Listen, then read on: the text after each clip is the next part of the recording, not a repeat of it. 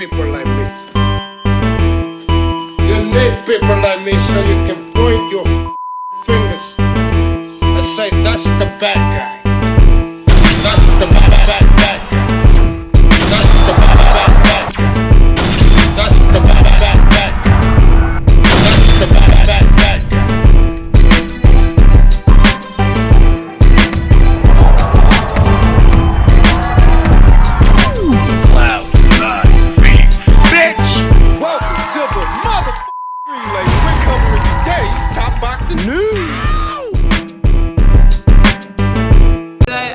I wanted to find it a little sooner, get my feet a little closer. Things that I want to do better as I go forward, but it felt good. I had fun boxing tonight. It was just fun to get back in the ring. I want to fight for a title. There's a lot of good girls at 135, so I want to see what we can do there. I have titles at 140, 147, and 154 in boxing. I never fought at 135 in boxing before, only in MMA. So I want to be able to get a fourth division belt. So Holly wants to go straight into a title fight. She wants a title shot in her very next fight, given who's promoting her now. I think she can get it. What she has working for her is that she is, in fact, a more experienced fighter than any of the fighters, any of the champions in the lightweight division today. Literally, she's a vet, sporting a professional record of 34 wins with 2 losses, 3 draws, 9 knockouts, having been knocked out 2 times in 39 professional bouts. She is vastly more experienced than Stephanie Hahn, Terry Harper, Beatrice Ferreira, and Caroline Dubois, though of the 4. And at 43 years old, some of these fights are a lot more winnable than others. Some of these fights are a lot more doable than others. Though at the same time, I'm sure that all 4 champions would jump at the chance to box a 43-year-old Holly Holm on an MVP show. I think they would all like that opportunity if it were afforded to them. Holly's got to be careful. She's got to be selective. She's got to measure her approach. And so I think the first title she should go after is Stephanie Hahn's title. Stephanie Hahn, 10-0 with 3 KOs, who recently signed to MVP. Not only is that the most winnable fight for Holly,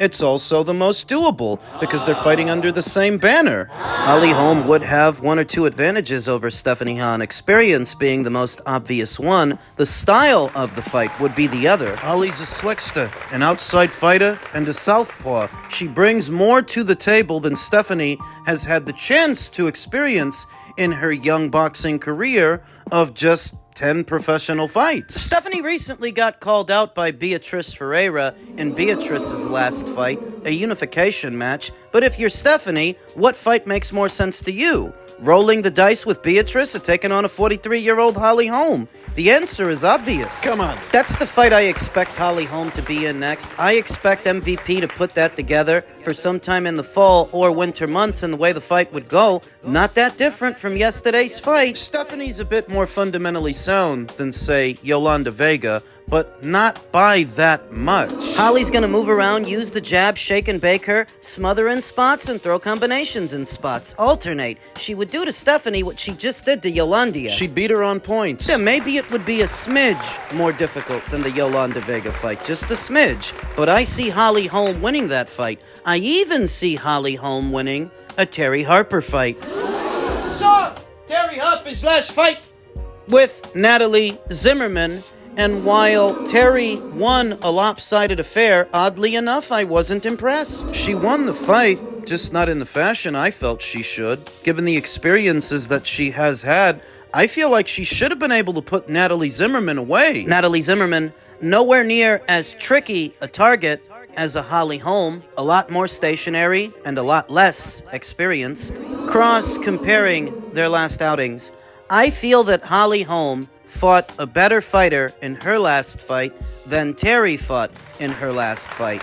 That if it were Yolanda Vega versus Natalie Zimmerman, Yolanda would win. I feel that Holly fought a better opponent than Terry, and Holly looked comparatively better than Terry at 43 years old. And I feel that for Terry Harper, she could probably make comparable money defending her title against Holly Holm than she would make rolling the dice with Carolyn or Beatrice. Let's flesh this idea out. If Holly Holm were to fight Stephanie Hahn at some point later on this year, I believe that she would beat her. I believe she would pry the black and gold title from her, at which point she could then bring it to a Terry Harper fight, making it a unification match. They've got to move fast for Holly Holm. The saving grace is that she wants to. She wants to go and do a title fight in her very next fight. At 43, she ain't got all the time in the world. Does she beat Terry Harper? Well, she'd beat Terry Harper before she beats Carolyn Dubois. She'd beat Terry Harper before she beats Beatrice Ferreira.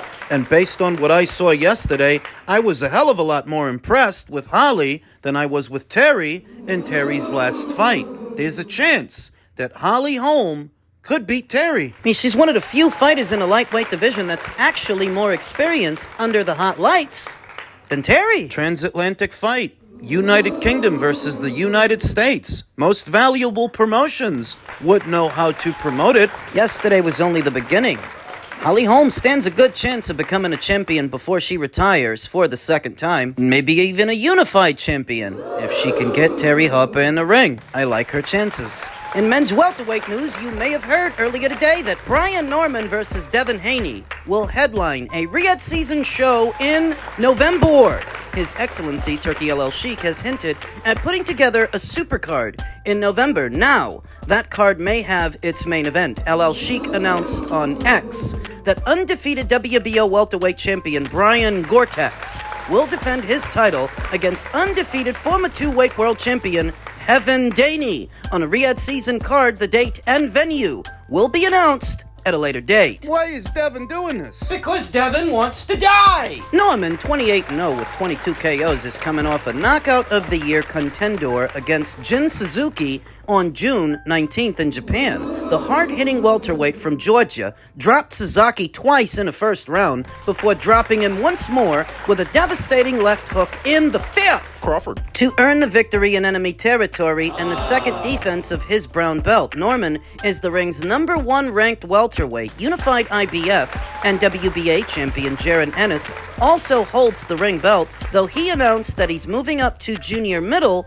in his next fight. This is what the Normans wanted after all. They never really wanted the Boots fight because they likely felt that why roll the dice with Boots when you've got all these little guys moving up? Ryan Garcia, Rolly Romero, Teofimo, Devin Haney, 32-0 with 15 KOs, a former undisputed lightweight champion and WBC junior welterweight champion, earned a unanimous decision win over former unified junior welterweight champion Jose Ramirez on May 2nd at Times Square in New York.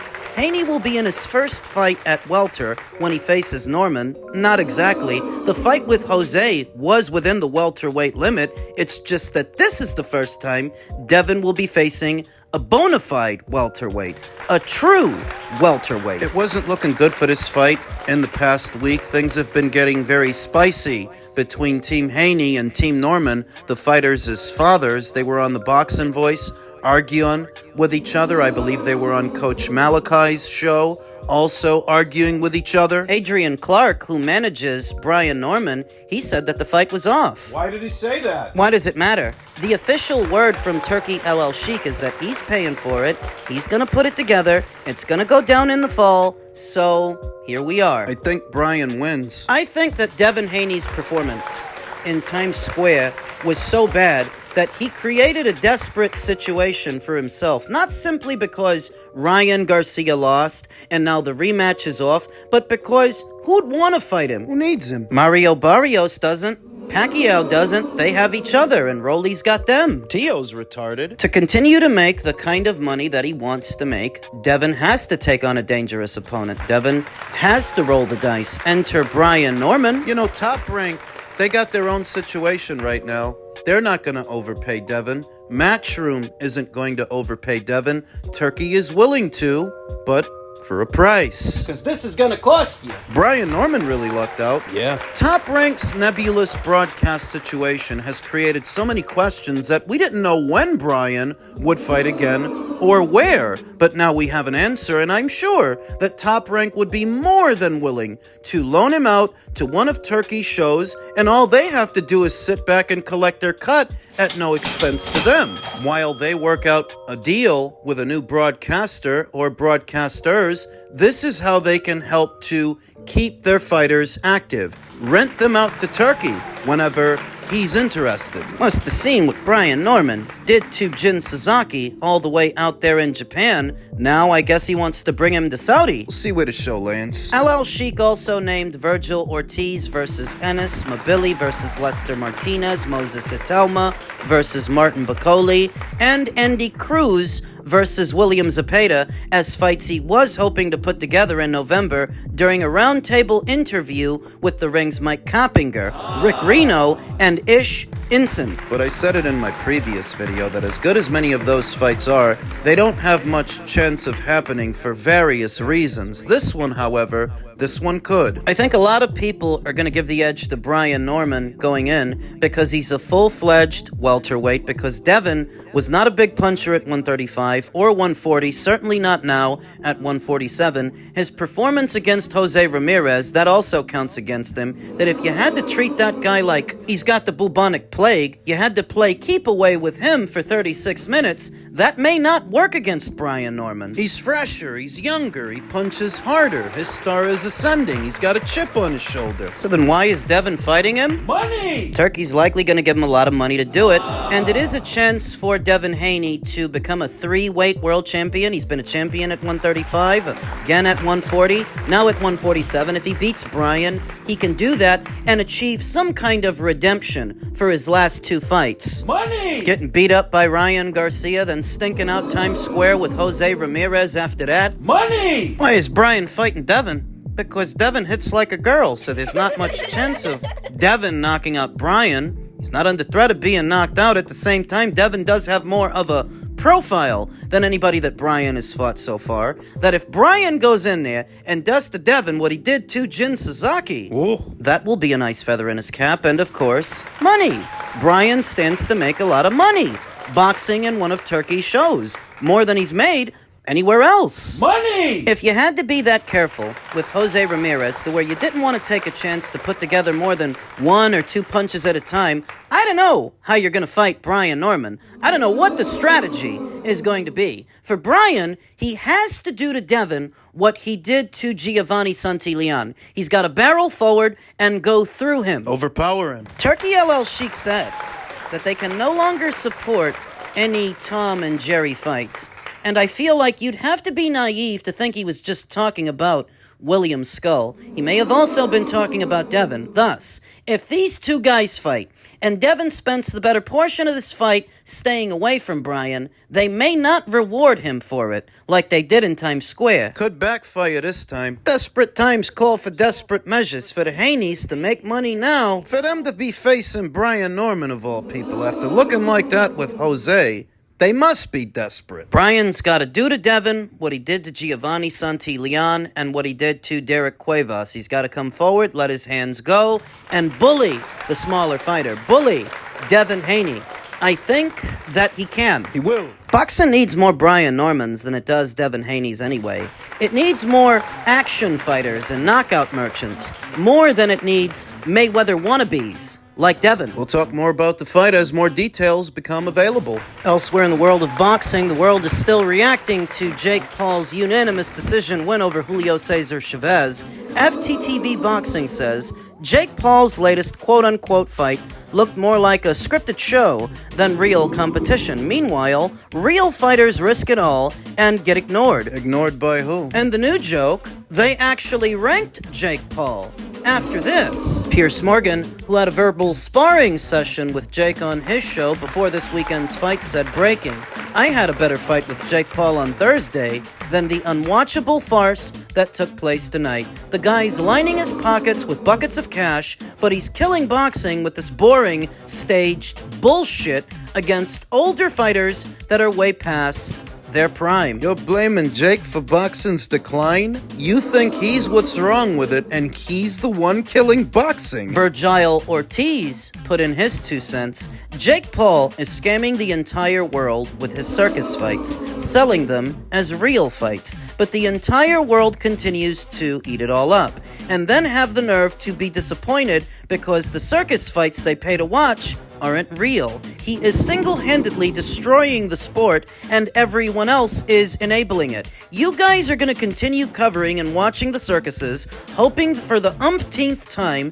that this circus will be real. What is it called again when you keep doing the same thing, expecting different results? Wait, so you're blaming the audience? You have to applaud Jake Paul for keeping up the charade this long and for having everyone else still believe it. Dan Canastota of CompuBox responded to Virgil's comment with a sobering take. He said, I can name 5 or 10 things that are actually destroying this sport, and Jake Paul is not one of them. Rare L, Virgil. I happen to agree with Dan, and here's an example. When NBC walked away from the sport of boxing years ago, and HBO followed them, and then Fox, and then Showtime, none of that has anything to do with Jake. The current ESPN situation, that doesn't have anything to do with Jake, but that has more to do with boxing's decline in this country. It's a bit short-sighted and disingenuous to blame Jake Paul for all of boxing's woes when boxing had problems, long-standing problems, long before Jake came into it, and you had a former champion in Deontay Wilder boxing in Wichita, Kansas. On a pay-per-view, the fraction of the price of Jake Paul's pay-per-view, how many of these bleeding hearts, how many of these altruistic boxing fans do you think bought it? Not a lot. And it sounds more and more like your issue isn't with Jake Paul, your issue is with those who support him, those who watch him, except you watch him too. Your issue is with the organizations that are willing to afford him a title shot. Your issue should be with the fighters that are willing to fight him. The problem is, that's a very long list. So what, you mad? That he's an opportunist? Let me tell you something. Everybody in boxing is an opportunist, and all he's doing is capitalizing off opportunities the same way you would. Same way Mario Barrios is fighting a 46-year-old Manny Pacquiao. Tell me why that's supposed to be different. The guy Jake Paul fought yesterday is younger by several years than Manny Pacquiao. So how come nobody's getting on their high horse about that? Manny's been away from the sport of boxing longer than Julio. He's been out for 4 years, and he's several years older than Julio. If anything should chap your ass, it's that Mario Barrios, a world champion, is fighting a 46-year-old Manny Pacquiao. It's a Mario Barrios you're supposed to hold to a higher standard, not a social media influencer in Jake Paul. Boxing's problem, whenever they try to levy criticism towards Jake, is that it exposes how hypocritical they are, because for all of Virgil's complaints, his own promoter is the one doing business with Jake. 2 of Oscar's fighters were boxing on that show, and Oscar wants to make a fight between him and Zerto. It's your promoter, ain't it, Virgil? Jake is not the problem. People like your promoter are the problem, and all these other people in the sport of boxing that are supposed to be held to a higher standard, but they're not. Jake is not the problem. Oscar is the problem. Gilberto Mendoza is the problem. Mauricio Suleiman is the problem. Chavez is the problem. You're supposed to be a bona fide boxer. You're getting beat by this guy? Lambast him for losing. Point the finger at where it belongs.